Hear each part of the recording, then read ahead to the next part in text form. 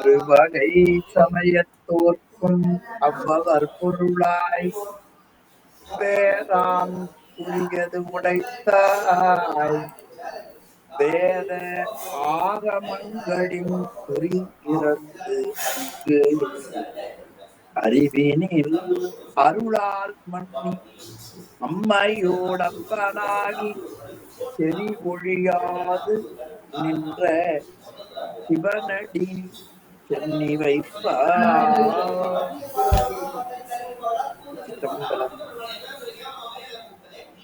அடியார் பெருமக்களுக்கு எல்லாம் வல்ல சிவகாமி அம்மையுடனாகிய அம்பலவான பெருமானது திருவருடையினாலும் அருபார்முனை நாயன்மார்களது திருவருடினாலும் அருளந்தி சிவாச்சாரியார் அருளி செய்த சிவஞான சித்தியாரை சிந்திக்கக்கூடிய மிகப்பெரிய சிவபுண்ணியத்தை நாம் பெற்றிருக்கிறோம். அந்த புண்ணியத்தை கருணையோடு வழங்கி என்றும் ஒருவருடையும் ஒருவருடையும் போற்றி கேட்டு சிவபுண்ணியம் பெறுகிற தொண்டர்களின் திருவடிகளையும் சிறமேல் கொண்டு மனமொழிமைகளாலே வணங்கி நண்பர்களே, சிவஞான சித்தியாரிலே நாம் 6ஆம் நூற்பாவினுடைய நிறைவு பகுதி. ஆக 6ஆம் நூற்பாவும் 7ஆம் நூற்பாவும் உயிர்களுக்கு பேர் உபகாரம் செய்யக்கூடிய இறைவன், அந்த இறைவனை உயிர்கள் எப்படி அறியும், அப்படி அறியப்படுகிற முறையில பதியாகிய இறைவனுக்கும் பசுவாகிய உயிருக்கும் இருக்கக்கூடிய இலக்கணத்தை காட்டுகிற பகுதி 6ஆம். அதில இறைவன் உயிராகிய பசுவுக்கு எப்படி அவன் உபகாரம் செய்கிறான் என்பதை பற்றி விரிவாக நமக்கு காட்டுகிறார். இறைவன் உயிர்களால் அறியப்படக்கூடியவனா அறியப்படாதவனா?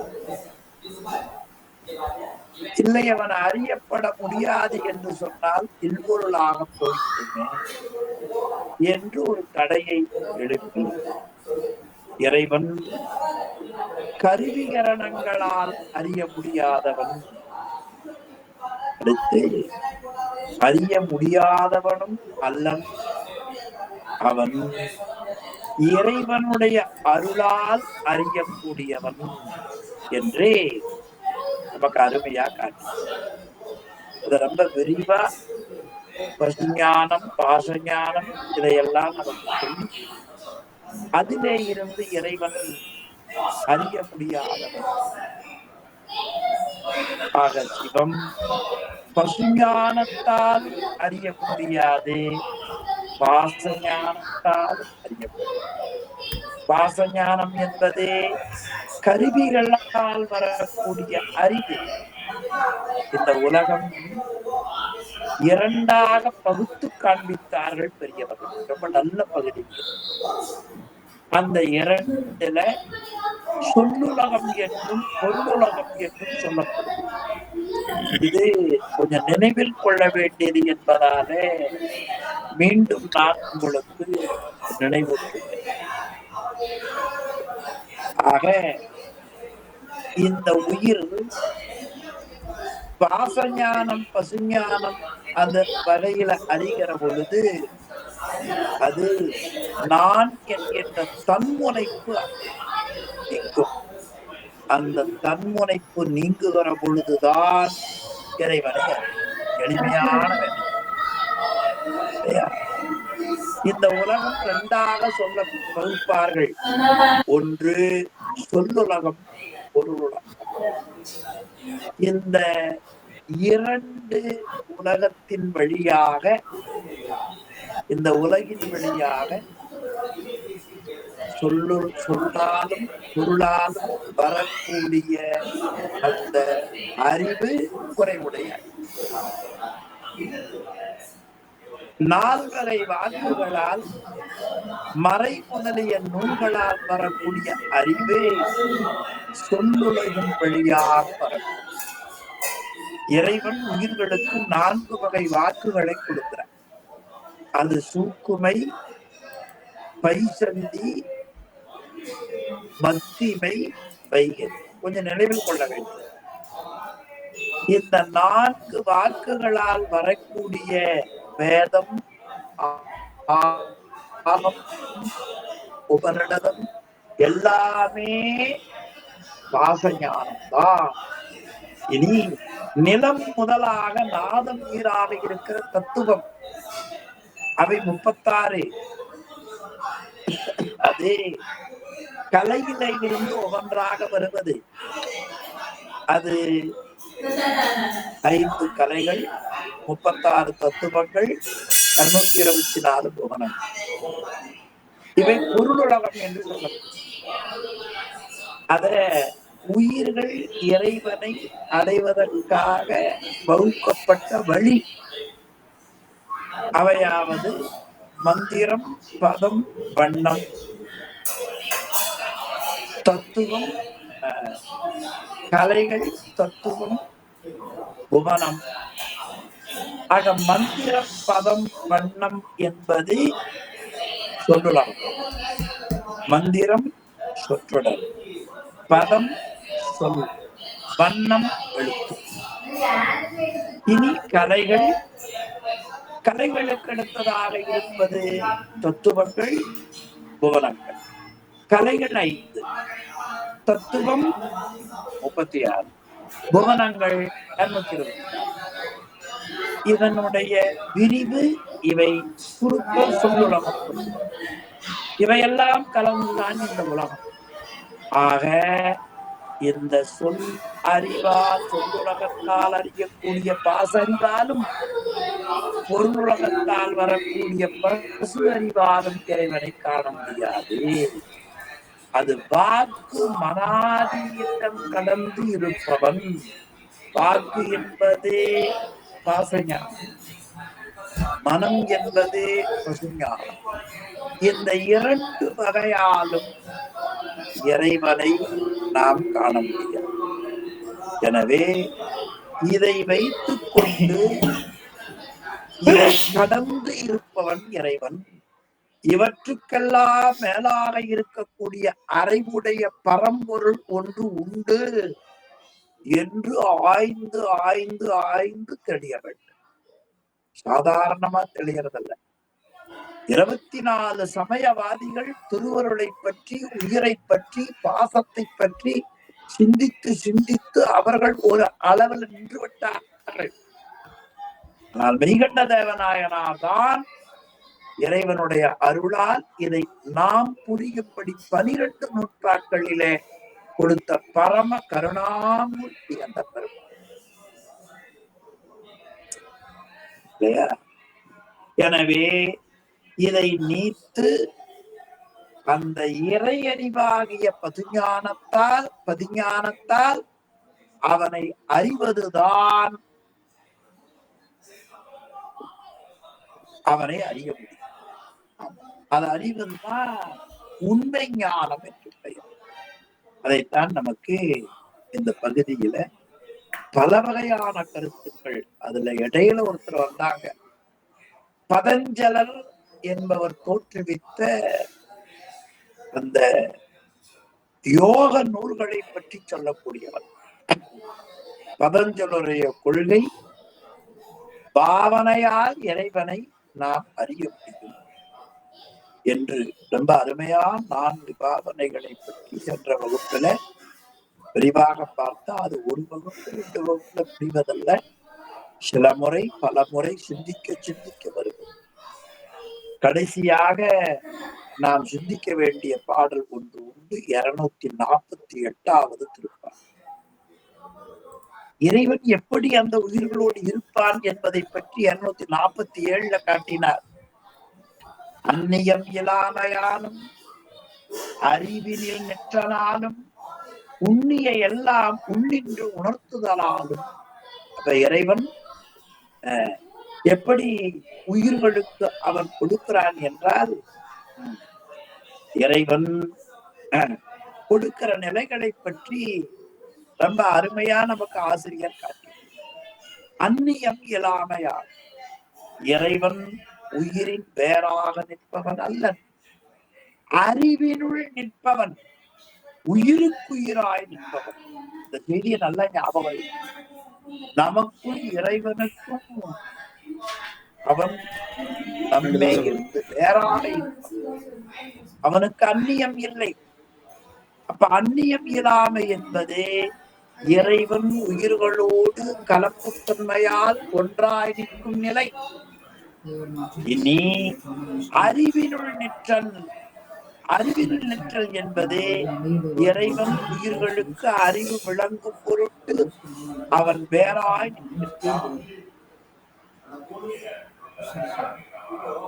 எனவே அறிவினுள் நிற்றாலும் இப்ப வேறாக அவன் நிற்பதே கிடையாது, அறிவினுள் நிற்கிறான். அடுத்து உள்ளின்று உணர்த்துவான், அப்படி உணர்த்துவதால் அவன் உடனாய் நிற்கின்றான். அப்ப அவனுடைய நிலைப்பாடு உயிர்களோடு இருக்கிற வகையில 3 தன்மை. இது கொஞ்சம் நல்லா ஞாபகம் இருக்கணும். ஒன்று, இறைவன் உயிர்களோடு ஒன்றாய் இருக்கலாம். இன்னொன்று, உயிர்களோடு வேறாய் நிற்கின்றான். இன்னொன்று, உயிர்களுக்கு உடனாக. இந்த 3 நாம் பலமுறை சொல்லியிருக்கிறோம். இறைவன் உயிர்களோடு கலந்து நிற்கின்றான். எனவே கலப்பு தன்மையால் அவன் ஒன்றாயிருக்கிறான். சரி, 2 கலந்திருப்பதால அவரும் நாமும் ஒன்றாக முடியுமா? ஒரு இணைப்புக்குள்ள பல பேர் இருக்கிறீர்கள், நானும் உங்களோடு இருக்கிறேன். இதுல ஒருத்தர் போலவே ஒருத்தர் கிடையாது. சிவபூஜை செய்யக்கூடிய ராஜ்யா முதல் அதை எண்ண வேண்டும் என்று எண்ணுகிற நான் நீராக வளர்ந்திருக்கிறார். அப்ப எல்லாரும் ஒரே கலப்புத்தன்மையெல்லாம் ஒன்னாக இருந்தாலும் கூட பொருள்தன்மையால் வேறானவர்கள், அறிவுத்தன்மையால் வேறானவர்கள், சிந்தனை திறத்தால் வேறானவர்கள். அதை போல இறைவன் பொருள்தன்மையால் வேறானவர். அவர் பேரறிவுடையவர், நாம் சிற்றறிவுடையவர். எனவே பொருள்தன்மையால் வேறாயும். அடுத்து உயிர்களும் உலகப் பொருள்களும் செயல்பட வேண்டும் என்றால் உலகப் பொருள்களோடு உயிரோடும் அவன் உடனாயிருந்து செலுத்துகிறான். இப்ப செலுத்தும் தன்மையால் உடனாயிருப்பவன், கலப்புத்தன்மையால் ஒன்றாயிருப்பவன், பொருள்தன்மையால் வேறாயிருப்பவன். அதைத்தான் அந்நியம் இல்லாமையானும் அறிவினுள் நிற்றலாலும் உள் நின்று உணர்த்துவன் ஆதலாலும் என்று 3 தொடரில நமக்கு காட்டினார். என்னது யான் என்று ஓது இரும் செலுத்து அழுத்தலானும்.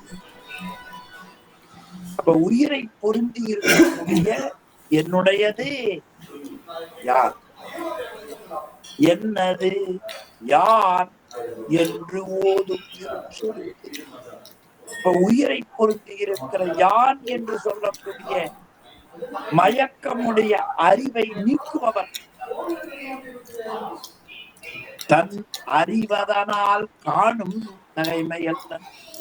எனவே அறிவினால் யான் என மதித்து நிற்கும் அறிவு. யான் என மதித்து நிற்கும் அறிவுன என்ன? பெருக்கான அறிவு. என்னது யான் என்று போதும் செருக்கு அழுத்தலானும் தன் அறிவு அதனால் காணும் தலைமையன். தன்னுடைய அறிவால், நம்முடைய அறிவால், நம்முடைய அறிவு என்ன? என்னது யான் என்று நமக்கு இருக்கு, சுவாமிக்கு என்ன இல்லை. அது இல்லை. அதனால் நம்மறிவால் அறியக்கூடியவன் அல்லன் என்பது இதெல்லாம் சென்ற வகுப்புல பார்த்ததை கொஞ்சம் நினைவூட்டினேன். இனி இந்த உயிரோடு சிவம் எப்படி ஒன்று இருக்கிறது என்பதை 6ஆம் நூற்றாண்டினுடைய பகுதியாக சுவாமிகள்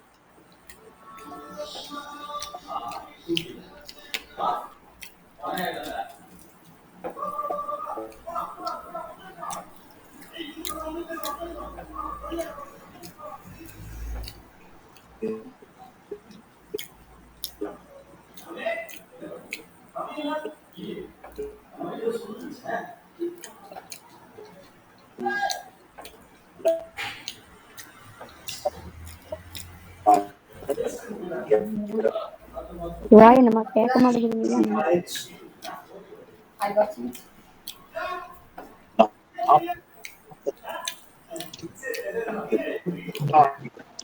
ஐயா, நீங்க பேசுறது கேட்கல.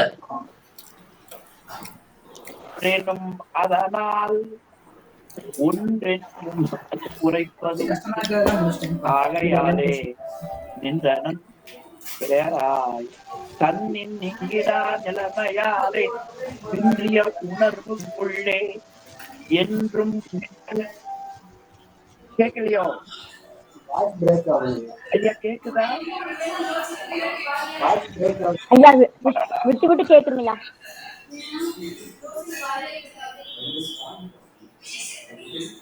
ஐயா இப்ப கேக்குதா? கேட்கலீங்க ஐயா, சுத்தமா கேட்கலீங்க ஐயா. இப்ப பாருங்க, இப்ப கேக்குதுங்க ஐயா, இப்ப கேக்குதுங்க. சரி. ஆக ஒன்றெனும் அதனால் ஒன்று ஒன்றதென்று உரைப்பதுண்டு, ஒன்றெனும் அதனால் ஒன்றென்று உரைப்பதும். அதாவது ஒன்று என்றும் கூறக்கூடிய ஆன்மா சிவத்தை விட வேறாகும். ஒன்றெனும் அதனால் சிவனும் ஆன்மாவும் ஒன்று என்று சொல்லுகிற இடத்திலே ஒன்று என்று உரைப்பது உண்டு. கொஞ்சம் கூடுதலா கவனிங்க. ஒன்றெனும் அதனால் சிவமும் ஆன்மாவும் ஒன்று என்று நாம் சொல்லுகிறோம்.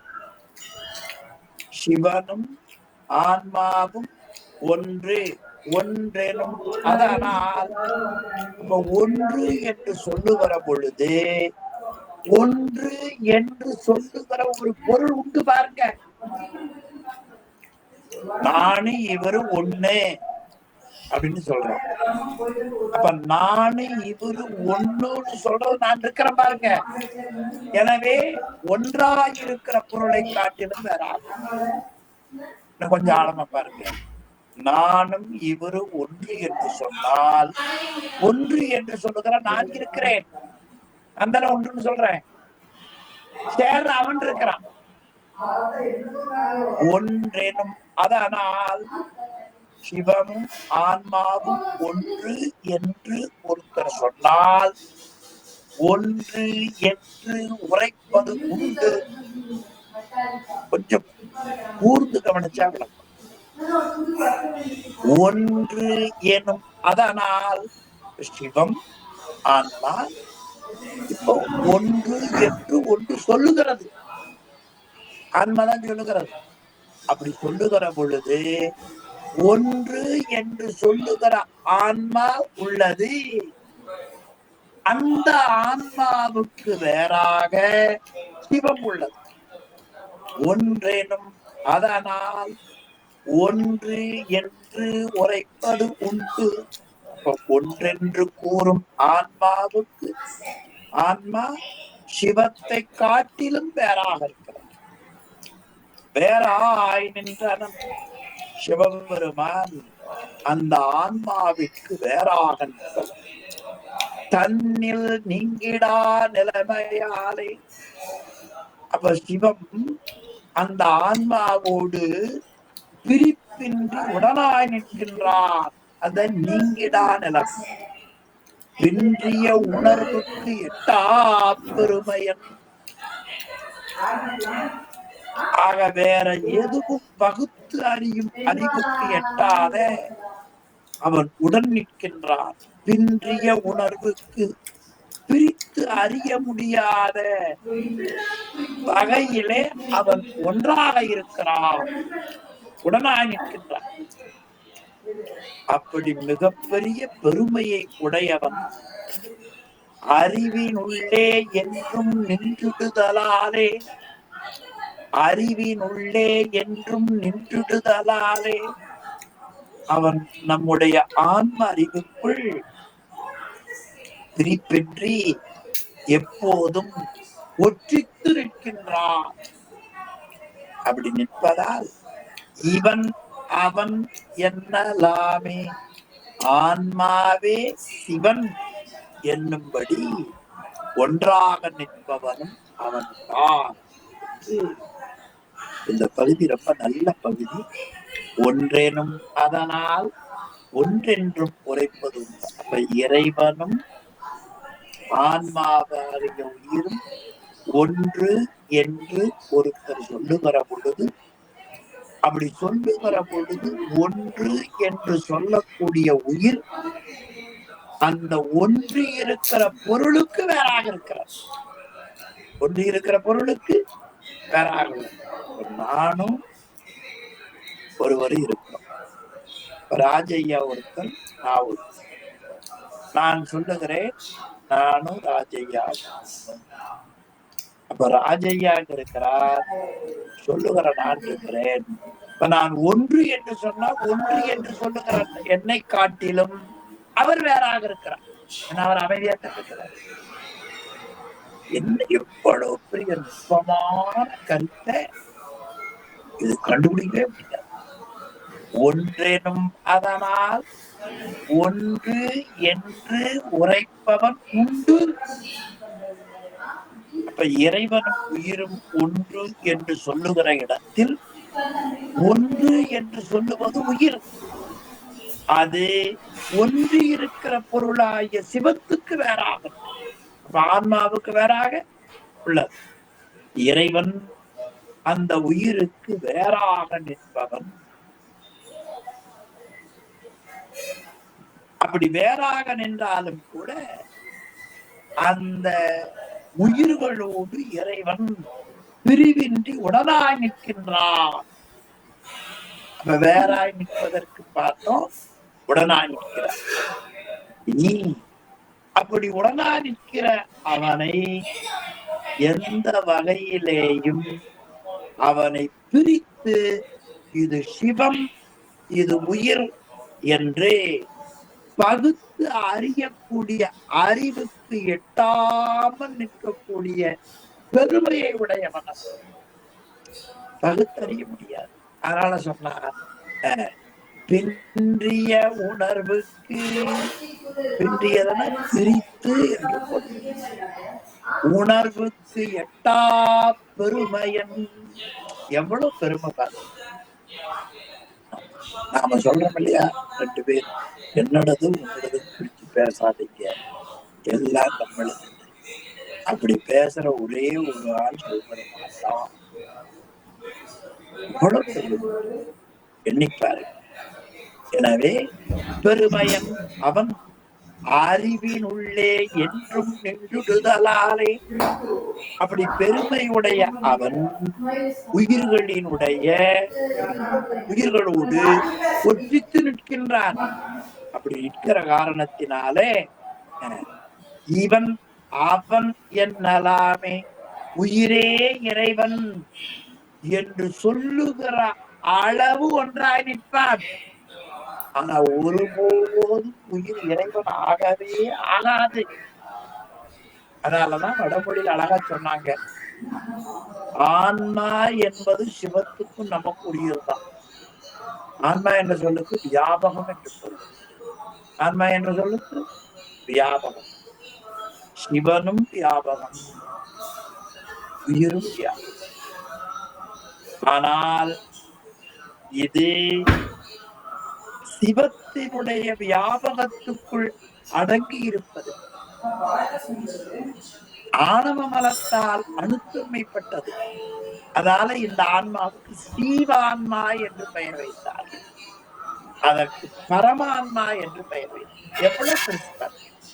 ஜீவான்மா பரமான்மா என்றே நமக்கு பரவித்தார். இப்படி சிவம் உயிரோடு இயைந்து நிற்கும். அப்படி இயைந்து நிற்க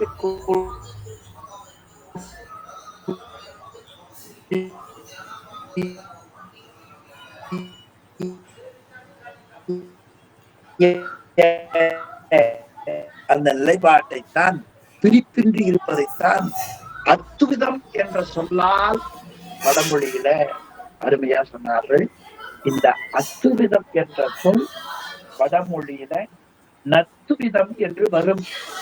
நத்துவிதம் நா என்கிற எழுத்துல துவிதம்னா 2, துவிதம் 2, நத்துவிதம் இன் கூட்டல் ஆ நா, இன் கூட்டல் ஆ நா அல்ல இன் கேட்டு தமிழ்ல வருகிற பொழுது அத்துவிதம் 2 அற்றது என்று. துவிதம்னா 2.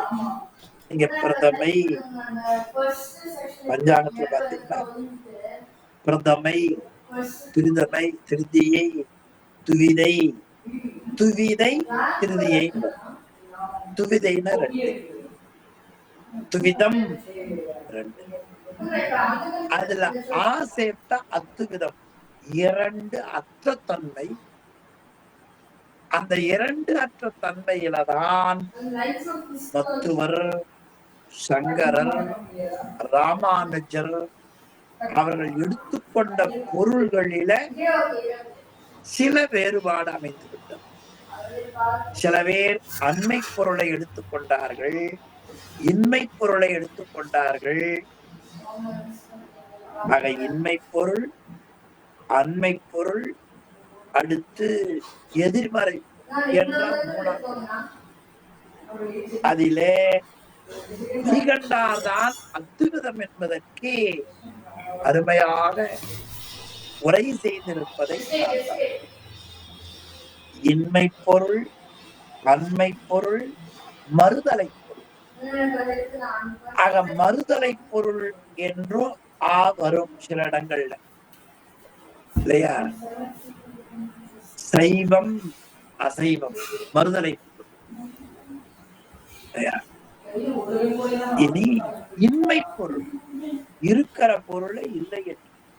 அண்மை பொருள், அண்மை பொருள் அந்த பொருளாக இருந்தும் அந்த தன்மை அப்பிராமணன், பிராமணனாக இருந்தும் பிராமணத்தன்மை இல்லாதவன்.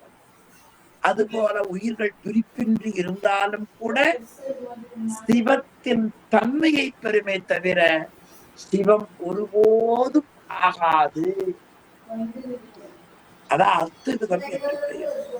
அப்போ இறைவன் ஆன்மாவிற்கு வேறாக நின்று அறியப்படுபவன்.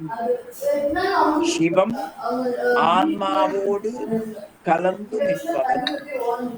சிவன் ஆன்மாவோடு பிரிவின்றி ஒற்றித்து நிற்பவன். அப்படி ஒற்றித்து இருப்பதை உடனாகி ஒன்றாகி ஒற்றித்து நிற்பவன். கலந்திருப்பதற்கு உடனாய் அவன் வேறாய் நின்று பிரித்து அறியப்படுதலால் அவன் வேறாய்.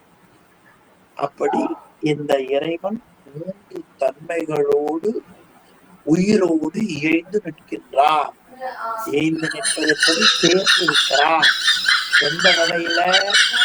இறைவனும் உயிரும் கலப்பும் தன்மையால் ஒன்றாயும், பொருள் தன்மையால் வேறாயும், செலுத்தும் தன்மையால் உடனாயும் இருப்பவன் என்று இந்த திருப்பாடல்ல ரொம்ப அருமையாக நிறைவு செய்திருக்கிறார்கள். இதுல பதியாகிய ஆன்மா வேறாயும் அதனோடு உடனாயும் ஒன்றாய் இருக்கும். இதற்கு சுத்தாத்துவித நிலை என்று பெயர். அப்ப பதி பசுவோடு அத்துவிதமாய் கலந்து நின்று அறிவிக்கும் நிலை.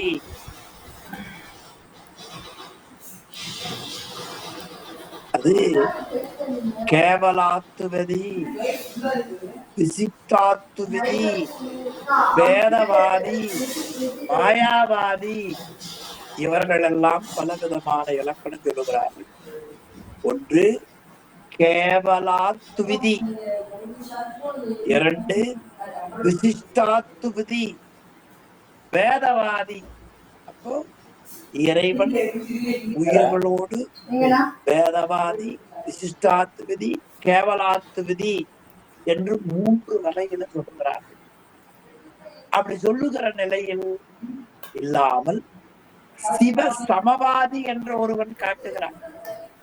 அவை இல்லாமல் சுத்தாத்துவித இலக்கணத்தை உடையது உயிரும் சிவமும். எனவே இறைவன் அவன் வேறாய் ஒன்றாய் உடனாயிருக்கிறான்.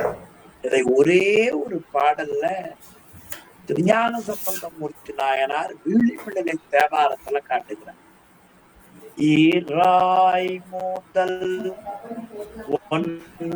ஒன்றாயிரு பெண்ணான் கோணம் மூன்றாய் மாறாமரை நான்காய் வரு பூதம் அவை ஐந்தாய் ஆறார் சுவை ஏழோடிசை எட்டு திசை தானாய் வேறாய் உடன் ஆனான் இடம் விழி மிழலையே. மிக உயர்ந்த பாட்டு. இந்த வகையில இறைவன் உயிருக்கு செய்யக்கூடிய உபகாரம் பதி இலக்கணத்தை.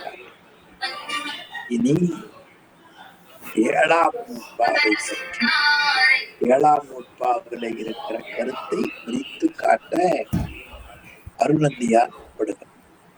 சிவஞான போதத்துல 7ஆம் நூற்பா யாவையும் சூனியம் சத்தையில் சத்தே அறியாது, அசத்து இலதறியாது, இருதிறம் அறிவுள்ளது இரண்டலம் ஆன்மா. அப்ப இருதிறன் என்றால் அசத்தோடு சேர்ந்து அசத்தாகவும் சத்தோடு சேர்ந்து சத்து பொருளையும் அறியக்கூடியது ஆன்மா என்று 7ஆம் நூற்பாவில மெய்கண்டார் காட்டு. அந்த பகுதியை விளக்குவதற்காக இனி ஆசிரியர் கொடுக்கிறார். அது 249வது பாடல்ல சத்து அசத்தை அறியாது, அசத்து சத்தை அறியாது. ரொம்ப எளிமையா காட்டினார். சத்து அசத்து, சத்து என்பது நிலையுடைய மெய்ப்பொருள், அசத்து என்பது நிலையுடைய மெய்ப்பொருள் போல் இல்லாமல் நிலையற்ற பொய்ப்பொருள். சத்து என்பது நிலையுடைய மெய்ப்பொருள், அசத்து என்பது நிலையற்ற பொய்ப்பொருள். அசத்து சத்தை அறியாது. 249வது திருப்பாடல் ரொம்ப அருமையான அறிவுடைய பொருள் அறிவில் பொருள். இதை நம்ம காட்டு.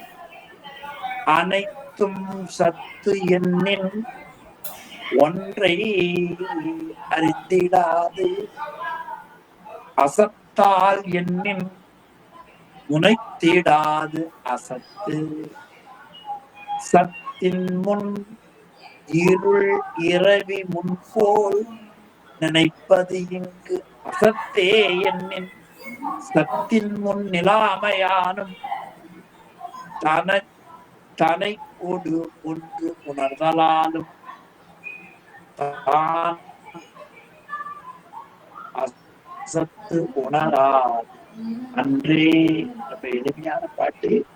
அந்த சொற்கள் நமக்கு பயிற்சி இல்லாத காரணத்தால் இந்த பாடல் கடினமாக தோன்றும். ஆனா அப்படி கிடையாது. ரொம்ப எளியமானது பாருங்க. சத்து அசத்து. சத்து நிலையுடைய மெய்ப்பொருள், அசத்து நிலையற்ற மெய்ப்பொருள். இதை கொஞ்சம் ஞாபகம் வச்சுட்டா போதும், எளிமையா புரியும்.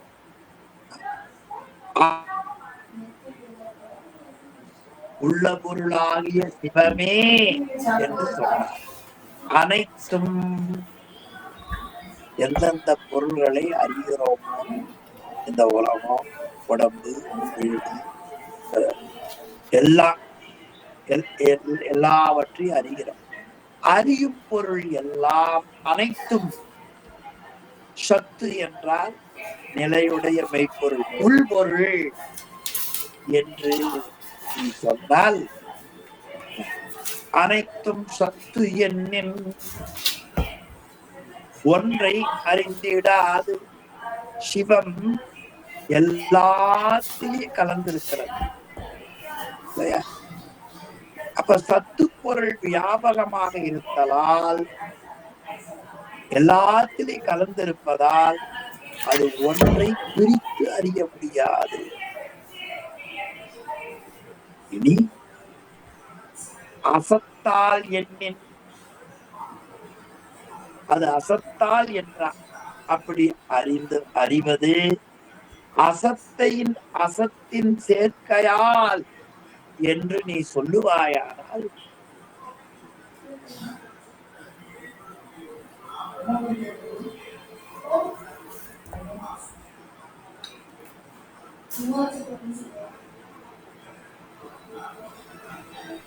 ஐயா கேட்கலீங்கய்யா. சிவாய நமங்க ஐயா, கேட்கலீங்கய்யா. வீடியோ பாஸ் ஆயிடுச்சு, ஆடியோ பாஸ் ஆயிடுச்சு.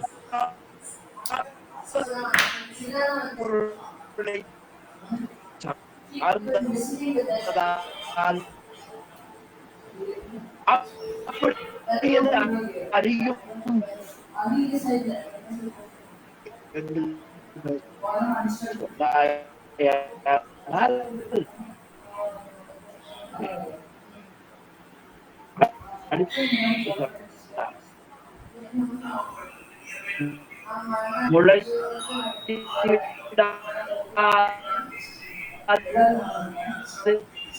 விட்டு விட்டு கேக்குதுங்க.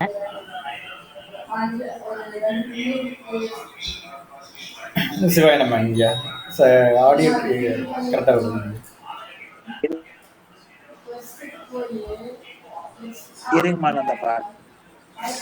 ஐயா சிவாய நம்ம இங்க. ஹலோ ஐயா.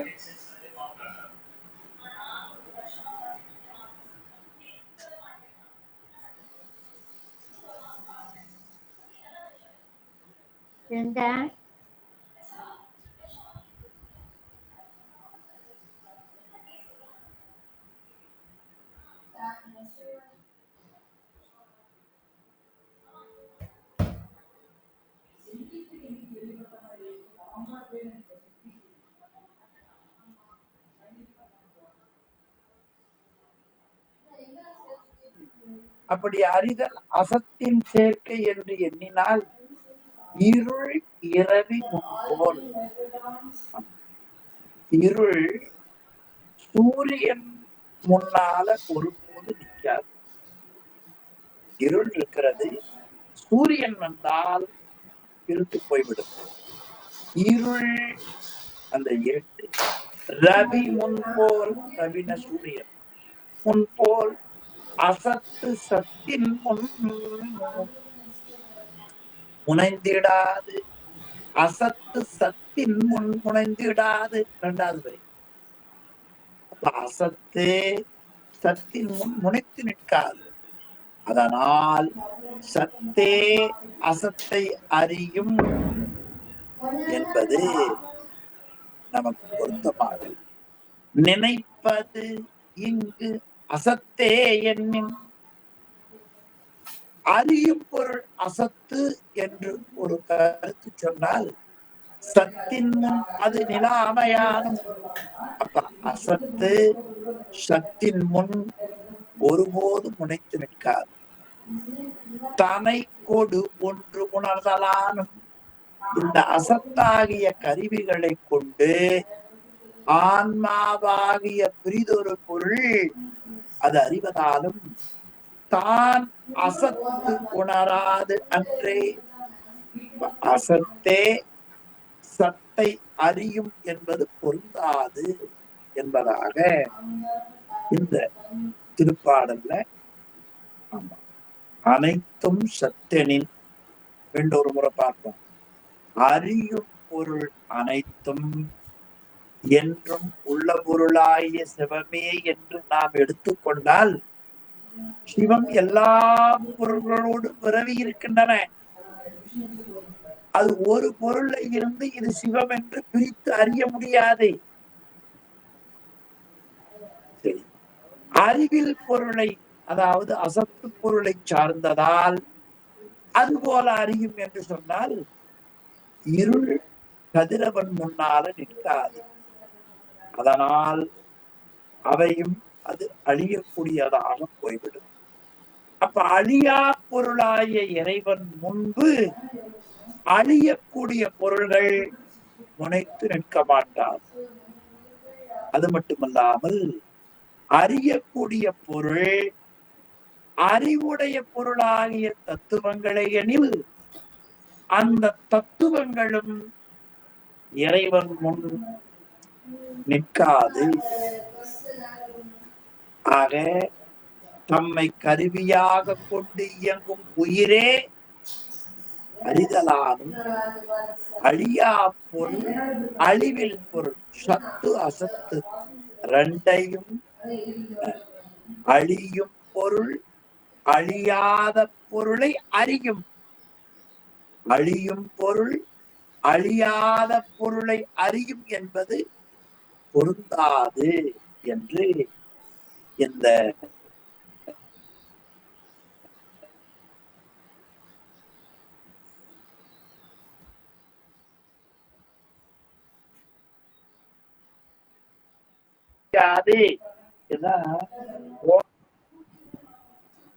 இப்ப சரியா இருக்கா பாருங்க. இந்த திருப்பாடல்ல முன்றைய பாடல்ல பின்றைய உணர்வுக்கு எட்டா பெருமையன் என்று 248வது பாடல்ல காட்டினார். இப்ப சத்து உலக பொருள்களோடு ஒரே மாதிரி கலந்திருக்கிறது. உலக பொருள்களை இருந்து அவரை குறித்து அறிய முடியாது. இது சத்து அது அசத்து என்று பிரிய முடியாது. இனி அந்த சத்தின் முன் அது முனைத்து நிற்காத அசத்தோடு கூடி அறியாது. அறியும் பொருள் சத்தாகும் என்று சொன்னாலும் பொருந்தார். அப்ப அசத்து சத்தின் முன் நில்லாதது. அப்ப அசத்தோடு கூடி அறியக்கூடிய ஒரு பொருள் வேண்டும். அது அசத்தே அறியும் என்று சொன்னால் அது பொருந்தாது என்ற முறையில் இந்த பாடலிலே அருமையாக காட்டுகிறார். சத்தையும் அசத்தையும் அறிவது சதசத்தாகிய ஆன்மா. இதுதான் இந்த பகுதியில நம்ம காட்டுவது. அதை மீண்டும் அடுத்த வகுப்பில இன்னும் விரிவாக நாம் பார்க்கலாம் என்று சொல்லி இந்த அளவில இன்றைய வகுப்பை நிறைவு செய்வோம். சிவாய திருச்சிற்றம்பலம். ஐயா ஓதுவாமூர்த்தி ஐயா. ஐயா சிவாய நம. ஐயா சிவாய நம. சிவாய சிற்றம்பலம். வாழ்கந்தனர் வானவரானினம் வீழ தன்பூனல் வேந்தனும் ஓங்குக ஆழ தீயதெல்லாம் அறநாமமே சூழ வையகமும் துயர் தீர்கவே